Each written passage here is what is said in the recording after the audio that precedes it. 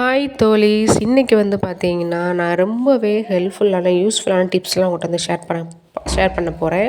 அதுவும் எல்லாருக்கும் யூஸ்ஃபுல்லாக இருக்கக்கூடிய கிச்சன் டிப்ஸ் தான் வந்து ஷேர் பண்ணிக்க போகிறேன். வாங்க இப்போ நம்ம வீடியோக்குள்ளே போயிட்டு அந்த யூஸ்ஃபுல்லான டிப்ஸ்லாம் என்னன்றதை பார்த்துடலாமா. ஃபர்ஸ்ட் டிப் என்னென்னு பார்த்தீங்கன்னா, எல்லார் வீட்லேயுமே வந்து பார்த்திங்கன்னா கொஞ்சம் வந்து நம்ம பல்காக தான் வந்து புளிலாம் வந்து வாங்கி வைப்போம்.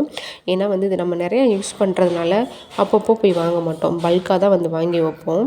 அந்த புளியை வந்து பார்த்திங்கன்னா முன்னாடிலாம் வந்துட்டு அந்த புளியில் கொட்டை இருக்காது, அந்த நார் வந்து இருக்காது, அப்படியே சுத்தமாக புளி வந்து கொடுப்பாங்க. அப்படிங்கிறப்போ ரொம்ப நாள் வரைக்கும் நம்ம வந்து ஸ்டோர் பண்ணி வச்சுருப்போம், வண்டு புழு இதெல்லாம் வராது. ஆனால் இப்போ வர புளியெலாம் வந்து பார்த்திங்கன்னா அந்த கொட்டை நார் அந்த புளியோட ஓடு எல்லாமே சேர்ந்து வரதுனால அப்படியே வாங்கி ஸ்டோர் பண்ணி வச்சாலும் ஒரு 1 மந்த்லேயே வந்து பார்த்திங்கன்னா அதுலேருந்து அந்த கொட்டையிலேருந்து வண்டுவோ புழுவோ வந்து அந்த புளி வந்து வேஸ்ட்டாக போயிடுது.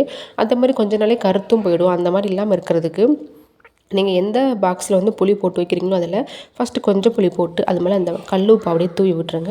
அதுக்கப்புறம் இன்னும் கொஞ்சம் புளியை வச்சு மறுபடியும் கல்லை வந்து தூவி விட்டுருங்க. உங்கள்கிட்ட எவ்வளோ புளி இருக்கோ அந்த மாதிரி இந்த மாதிரி ஸ்டெப் பை ஸ்டெப்பாக கொஞ்சம் கல் உப்பு கொஞ்சம் புளி இந்த மாதிரி தூவி விட்டு வச்சிங்க அப்படின்னா ரொம்ப நாளைக்கு. அடுத்த டிப் வந்து என்னென்னு பார்த்தீங்கன்னா, நம்ம வந்து கிச்சனில் யூஸ் பண்ணக்கூடிய அந்த எண்ணெய் ஊற்றி வச்சுக்கிற அந்த பாக்ஸ் அந்த கண்டெய்னர்லாம் வந்து பார்த்திங்கன்னா எவ்வளோ தான் நம்ம வந்து க்ளீன் பண்ணாலும் நம்ம வந்து அந்த எண்ணெய் வந்து அதில் எப்படியாவது லீக் ஆகிட்டு ஒரு மாதிரி பிசு பிசு இருந்துகிட்டே வந்து இருக்கும். ஸோ அதை வந்து நம்ம எண்ணெய் இருக்கும்போதே வந்து நம்ம வந்து அதை வந்து வாஷ் பண்ண முடியாது இல்லையா. ஸோ அதுக்கு சிம்பிளான டிப் வந்து சொல்கிறேன். வீட்டில் எல்லாரோட வீட்லேயுமே வந்து கோதுமை மாவு வந்து இருக்கும் இல்லையா. நீங்கள் எந்த பாட்டில் வந்து பிசு பிசுன்னு இருக்கோ அந்த பாட்டிலில் இந்த கோதுமை மாவை எடுத்துகிட்டு ஸ்ட்ரெயிட்டாக வந்து அப்படியே வந்து அப்ளை பண்ணி நல்லா வந்து தேய்ச்சி விட்டுக்கணும். எண்ணெய் வந்து எவ்வளோ தூரத்து இருக்கோ அந்த அளவுக்கு வந்துட்டு நல்லா தேய்ச்சி விட்டுக்கோங்க. இந்த மெத்தட் வந்து எவ்வளோ பிசுபிசுப்பு இருந்தாலுமே சூப்பராக வந்து க்ளீன் ஆகி வந்து கொடுக்கும். ஆனால் நீங்கள் ரொம்ப பிசுபிசுன்னு வச்சுருந்தீங்க அப்படின்னா இதை போட்டு நல்லா தேய்ச்சிட்டு அப்புறம் மறுபடியும் நீங்கள் இந்த சோப்பு இதெல்லாம் போட்டு நீங்கள் வந்து வாஷ் பண்ணிக்கோங்க.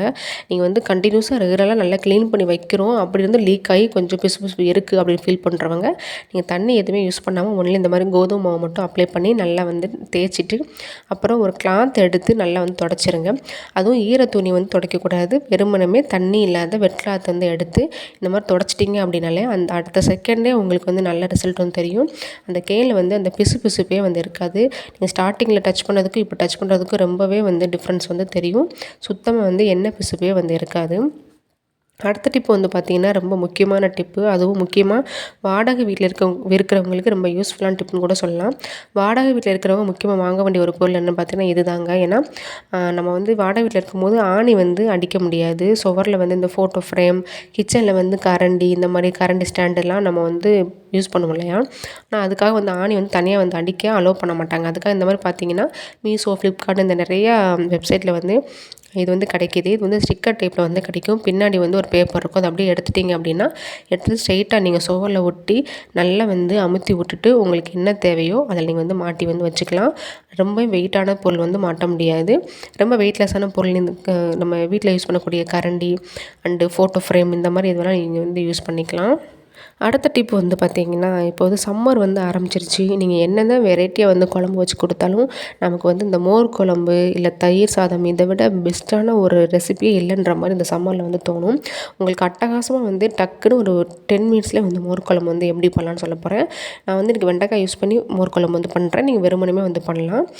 அதுக்கு வந்து நீங்கள் வெண்டைக்காய் யூஸ் பண்ணுறீங்கன்னா கொஞ்சம் தேங்காய் எண்ணெயில் வெண்டைக்காய் வந்து வதக்கிக்கோங்க. அப்புறம் எண்ணெய் கொஞ்சம் மஞ்சள் தூள் தண்ணிலாம் சேர்த்து வேக விடுங்க.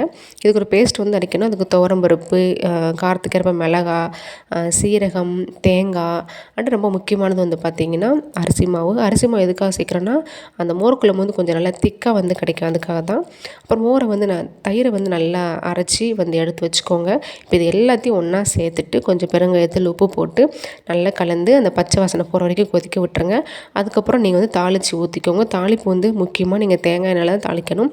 தாளித்து ஊற்றிட்டு ஸ்டவ் ஆஃப் பண்ணிவிட்டு நீங்கள் ஜாரில் போட்டு பிளெண்ட் பண்ணி வச்சுருக்கக்கூடிய அந்த மோர் எடுத்து லாஸ்ட்டாக ஊற்றிட்டிங்க அப்படின்னா ரொம்ப ரொம்ப அட்டகாசமான ஸ்டைலில் வந்து மோர் குழம்பு வந்து ரெடி. வீட்டில் வந்து எல்லோரும் விரும்பி வந்து சாப்பிடுவாங்க அந்த சம்மருக்கு. அப்புறம் அடுத்ததாக வந்து பார்த்திங்கன்னா, இந்த கீரை வந்து வேக வைக்கும்போது சீக்கிரமாகவே கீரை வந்து வேகாது. அதுவும் இந்த ஸ்கூல் டைமில், ஆஃபீஸ் டைம்லலாம் வந்து பார்த்திங்கன்னா நமக்கே கடுப்பாக இருக்கும். மேக்ஸிமம் வந்து இந்த ஸ்கூல் டேஸ்லலாம் வந்து பாதி மாம்ஸ் வந்து கீரையே வந்து வைக்க மாட்டாங்க. ஏன்னா அது வேகிறதுக்கு டைம் எடுக்குன்றனால தான். அது ரொம்ப சிம்பிளாக எப்படி வேக வைக்கிறது அப்படின்னா, நீங்கள் பருப்பு, கீரை எல்லாத்தையும் ஒன்றா போட்டுட்டு கொஞ்சம் தண்ணி விட்டுட்டு அது கூட ஒரு 2 ஸ்பூன் அளவுக்கு விளக்கெண்ணெய் மட்டும் விட்டுக்கோங்க. விளக்கெண்ணெய் விட்டுட்டு விட்டிங்க அப்படின்னா ஒரு 10 நிமிஷத்தில் கீரை வந்து நல்லா பூவாக வந்துடும். அது பருப்புமே வந்து பார்த்திங்கன்னா சூப்பராக வந்துடும். அதுக்கு நீங்கள் வந்து கடைஞ்சிக்கலாம். அப்புறம் வந்து பார்த்திங்கன்னா, நம்ம கிச்சனில் வந்துட்டு எப்போவுமே வந்து கேஸ் ஸ்டவ்வில் வந்து பருப்பு வேக வைக்கும்போது தண்ணி எப்படியாவது விழுந்துரும். அப்படி இல்லைன்னா முக்கியமாக வந்து ரைஸ் வேக வைக்கும்போது தண்ணி அப்படியே பொங்கி வந்து விழுந்துரும். ஸோ அந்த குழம்பெல்லாம் அந்த கரையெல்லாம் வந்து டக்குன்னு ரிமூவ் பண்ணுறதுக்கு சூப்பரான டிப் வந்து சொல்கிறேன். அதுக்கு எல்லார் வீட்லேயுமே இந்த கோல்கேட் பேஸ்ட் வந்து இருக்கும். அது வந்து கொஞ்சமாக வந்து எடுத்துக்கோங்க. அது கூட வந்து நல்லா ஹாட் வாட்டர் வந்து சேர்த்துக்கோங்க. அப்படி இல்லைனா நீங்கள் பச்சை தண்ணியும் சேர்த்துக்கலாம். பட் ஆனால் ஹாட் வாட்டருங்கிறப்போ இன்னும் கொஞ்சம் ரிசல்ட் வந்து கிடைக்கும். ஹாட் வாட்டர் சேர்த்துட்டு நல்லா வந்து மிக்ஸ் பண்ணிக்கோங்க. மிக்ஸ் பண்ணிவிட்டு இதை வந்து ஒரு ஸ்ப்ரே பாட்டில் வந்து போட்டு வச்சுக்கோங்க. ஸ்ப்ரே பாட்டில் இல்லாத பட்சத்துக்கு நீங்கள் டேரெக்டாகவே வந்து அந்த தண்ணி எடுத்து அந்த ஸ்டவ்வில் வந்து அப்ளை பண்ணி வைக்கலாம். நான் வந்து என்கிட்ட ஸ்ப்ரே பாட்டில் இருக்குன்றதுக்காக வந்து ஸ்ப்ரே பாட்டில் வந்து போட்டிருக்கேன். போட்டுட்டு நீங்கள் வந்து எந்த இடத்துலலாம் பிசுபிசுப்பு இருக்கோ அந்த இடத்துல ஃபஸ்ட்டு வந்து இந்த மாதிரி ஸ்ப்ரே வந்து பண்ணி விட்டுருங்க. பண்ணிவிட்டு ஒரு 2 செகண்ட் வெயிட் பண்ணிங்க அப்படின்னா அந்த பிசுபிசுப்பு கரையெல்லாம் வந்து அந்த பேஸ்ட் வந்து நல்லா வந்து சேர்த்து ரிமூவ் பண்ணி வந்து கொடுத்துரும். அதுக்கப்புறம் நீங்கள் ஒரு துணியை வச்சு மட்டும் தொடச்சிட்டாலே வந்து போதும். அந்த இடம் வந்து சூப்பராக க்ளீன் ஆகிடும். பாருங்கள், அந்த கவுண்டர் டாப்லலாம் வந்துட்டு எவ்வளோ கரை வந்து இருக்குதுன்னு. அதே மாதிரி என்னோடய கேஸ் ஸ்டவ்லேயும் வந்து பாருங்கள், சாப்பாடு பொங்குனது இருக்கும். அதே மாதிரி குழம்பு வந்து பொங்குனது வந்து இருக்கும். இதில் வந்து ஜஸ்ட்டு எந்த இடத்துல இருக்கோ அந்த இடத்துல மட்டும் ஸ்ப்ரே பண்ணாலே வந்து போதும். இல்லை டோட்டலாக நீங்கள் ஸ்டவ்வே வந்து க்ளீன் பண்ணணும்னு நினச்சிங்கன்னா எல்லா இடத்துலையுமே ஸ்ப்ரே பண்ணி விட்டுட்டு ஒரு 2 செகண்ட் வந்து அப்படியே வந்து விட்டுருங்க. ஏன்னா அந்த கரையோடு சேர்ந்து நல்லா இது வந்து ஊறும்போது நமக்கு எடுக்கிறது கை வலிக்காது. நல்லா ஊறிடுச்சு அப்படின்னா டக்குன்னு நம்ம வந்து ரிமூவ் பண்ணி வந்து எடுத்துடலாம். அதுக்காக தான். இந்த மாதிரி ஊறினதுக்கப்புறமா ஒரு துணி வந்து எடுத்துக்கோங்க. தண்ணி இல்லாமல் நல்லா புழிஞ்சிட்டு இந்த மாதிரி துடைச்சிங்க அப்படின்னா எவ்வளோ சூப்பராக வந்து போகுது பாருங்கள். உங்களுக்கு பார்க்கும்போதே வந்து டிஃப்ரென்ஸ் வந்து தெரியும்.